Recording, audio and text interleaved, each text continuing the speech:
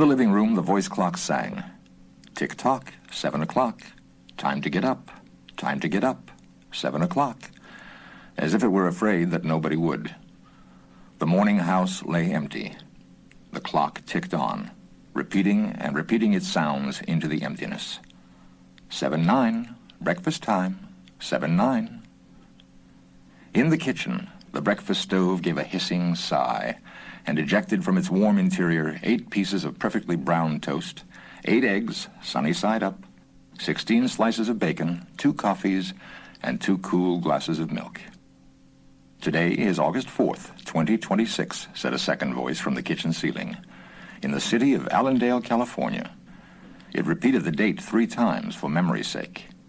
Today is Mr. Featherstone's birthday. Today is the anniversary of Toleda's marriage. Insurance is payable, as are the water, gas, and light bills. Somewhere in the walls, relays clicked. Memory tapes glided under electric eyes. 8-1, tick-tock. 8-1 o'clock, off to school, off to work, run, 8-1. But no doors slammed. No carpets took the soft tread of rubber heels. It was raining outside. The weather box on the front door sang quietly. Rain, rain, go away. Rubber's raincoats for today. And the rain tapped on the empty house, echoing. Outside, the garage chimed and lifted its door to reveal the waiting car. After a long wait, the door swung down again. At 8:30, the eggs were shriveled and the toast was like stone. An aluminum wedge scraped them into the sink where hot water whirled them down a metal throat which digested and flushed them away to the distant sea. The dirty dishes were dropped into a hot washer and emerged twinkling dry. 9:15, sang the clock. Time to clean. Out of warrens in the wall, tiny robot mice darted. The rooms were a-crawl with the small cleaning animals, all rubber and metal.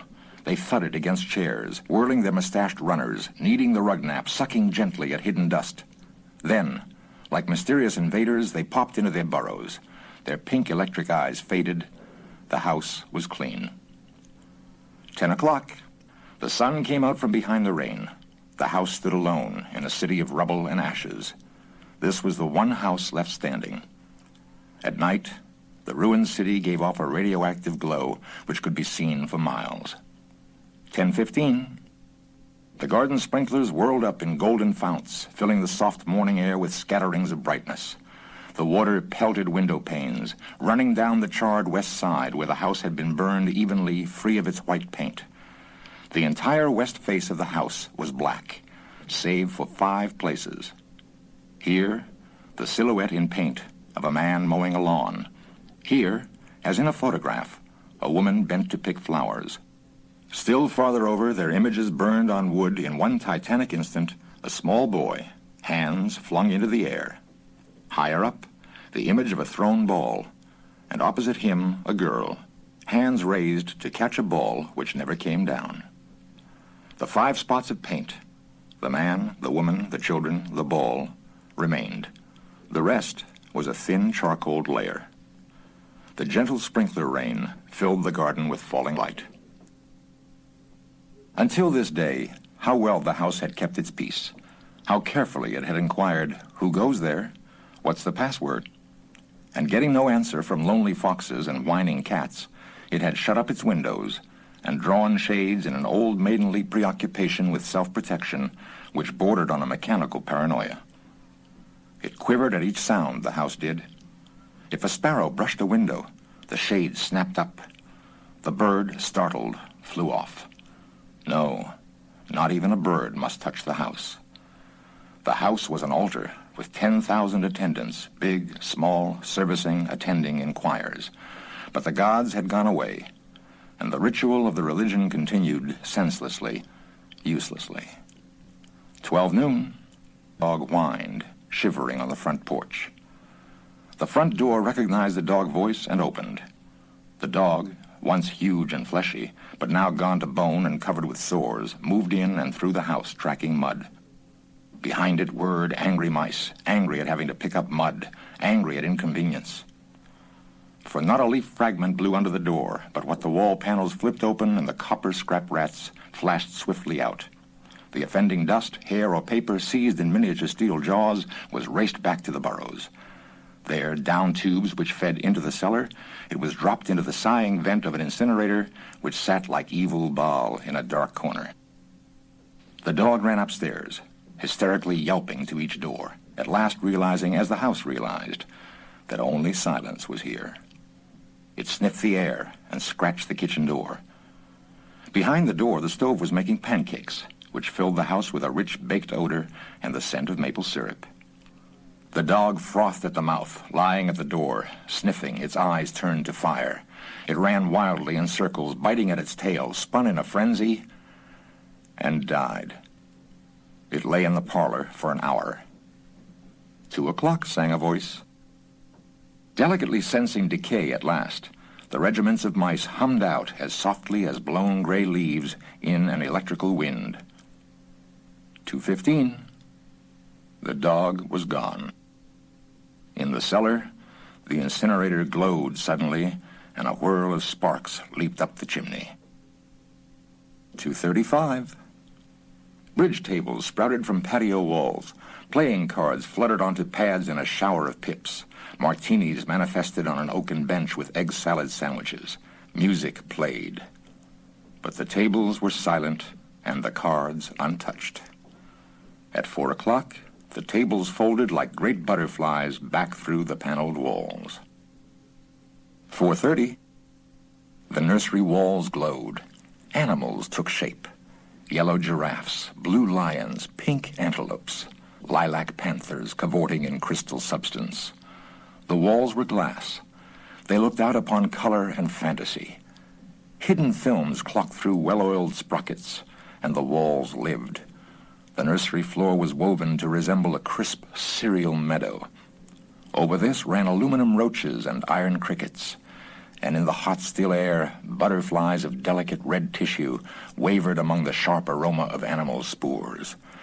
There was the sound like a great matted yellow hive of bees within a dark bellows, the lazy bumble of a purring lion, and there was the patter of okapi feet and the murmur of a fresh jungle rain, like other hoofs falling upon the summer-starched grass.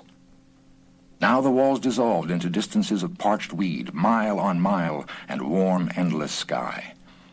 The animals drew away into thorn breaks and water holes. It was the children's hour. 5 o'clock. The bath filled with clear hot water. 6, 7, 8 o'clock. The dinner dishes manipulated like magic tricks, and in the study, a click. In the metal stand, opposite the hearth where a fire now blazed up warmly, a cigar popped out, half an inch of soft gray ash on it, smoking, waiting. 9 o'clock.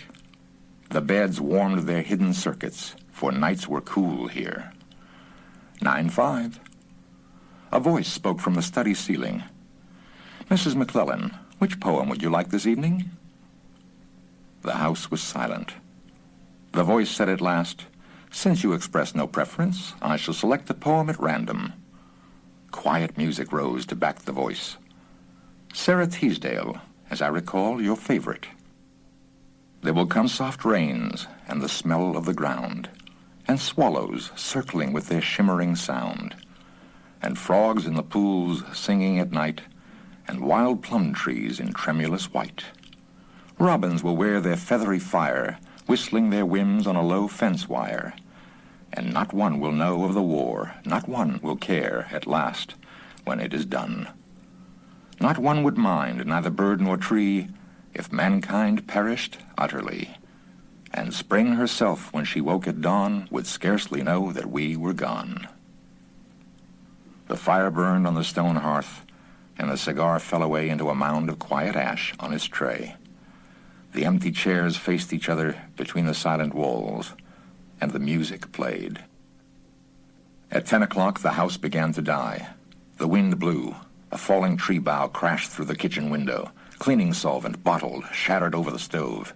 The room was ablaze in an instant. "Fire!" screamed a voice. The house lights flashed. Water pumps shot water from the ceilings, but the solvent spread on the linoleum, licking, eating, under the kitchen door, while the voices took it up in chorus. "Fire! Fire! Fire! The house tried to save itself. Doors sprang tightly shut, but the windows were broken by the heat, and the wind blew and sucked upon the fire. The house gave ground as the fire in 10 billion angry sparks moved with flaming ease from room to room and then up the stairs, while scurrying water rats squeaked from the walls, pistoled their water, and ran for more, and the wall sprays let down showers of mechanical rain. But too late. Somewhere, sighing, a pump shrugged to a stop. The quenching rain ceased. The reserve water supply, which had filled baths and washed dishes for many quiet days, was gone. The fire crackled up the stairs. It fed upon Picassos and Matisses in the upper halls, like delicacies, baking off the oily flesh, tenderly crisping the canvases into black shavings. Now the fire lay in beds, stood in windows, changed the colors of drapes, and then reinforcements. From attic trap doors, blind robot faces peered down with faucet mouths gushing green chemical. The fire backed off, even as an elephant must at the sight of a dead snake. Now there were 20 snakes, whipping over the floor, killing the fire with a clear, cold venom of green froth. But the fire was clever. It had sent flame outside the house, up through the attic to the pumps there. An explosion. The attic brain, which directed the pumps, was shattered into bronze shrapnel on the beams. The fire rushed back into every closet and felt of the clothes hung there. The house shuddered. Oak, bone on bone, its bared skeleton cringing from the heat, its wire, its nerves revealed, as if a surgeon had torn the skin off to let the red veins and capillaries quiver in the scalded air. Help! Help! Fire! Run! Run! Heat snapped mirrors like the first brittle winter ice, and the voices wailed, Fire! Fire! Run! Run! Like a tragic nursery rhyme. A dozen voices, high, low, like children dying in a forest, alone, alone. And the voices fading as the wires popped their sheathings like hot chestnuts. 1, 2, 3, 4, 5 voices died. In the nursery, the jungle burned. Blue lions roared. Purple giraffes bounded off. The panthers ran in circles, changing color, and 10 million animals running before the fire vanished off toward a distant steaming river. 10 more voices died. In the last instant, under the fire avalanche, other choruses, oblivious, could be heard announcing the time, playing music, cutting the lawn by remote control mower, or setting an umbrella frantically out and in the slamming and opening front door. 1,000 things happening like a clock shop when each clock strikes the hour insanely before or after the other. A scene of maniac confusion, yet unity. Singing, screaming, a few last cleaning mice darting bravely out to carry the horrid ashes away, and one voice, with sublime disregard for the situation, reading poetry aloud in the fiery study until all the film spools burned, until all the wires withered and the circuits cracked. The fire burst the house and let it slam flat down, puffing out skirts of spark and smoke. In the kitchen, an instant before the rain of fire and timber, the stove could be seen making breakfasts at a psychopathic rate. 10 dozen eggs, 6 loaves of toast, 20 dozen bacon strips, which, eaten by fire, started the stove working again, hysterically hissing.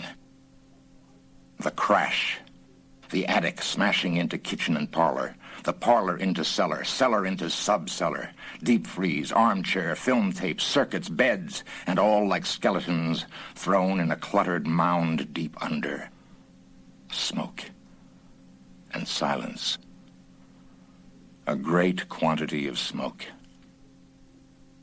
Dawn showed faintly in the east. Among the ruins, one wall stood alone.